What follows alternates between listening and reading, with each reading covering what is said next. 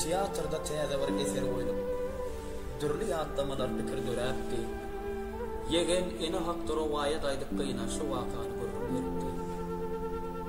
Ýatanyň üstüne turan gelmesin, öň zamanyna, günleriň bir gününde, danın öň sirasy giýjäň tümünde, waka bolan ýeri davet etdi.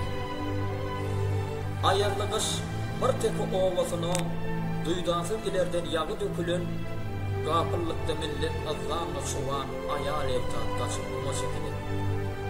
Garşylyk görse de ilat tarapdan duýdansy dökülen olganyň düşman iki gapdallanan pida getirip ören kän akypdyr ahmyny ağlar.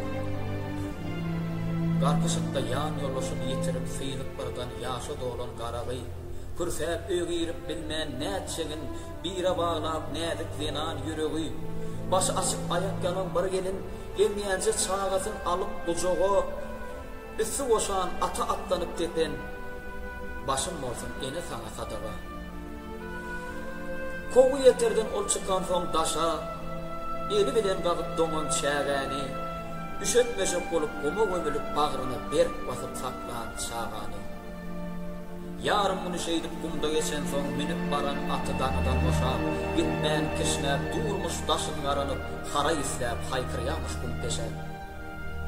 Bedewum haýkyrýan sesini eşidip awadaşlar bärden algap baranlar bir tümmege bakyp gumyň ýygyna daşyndan aýlanýan at görünler.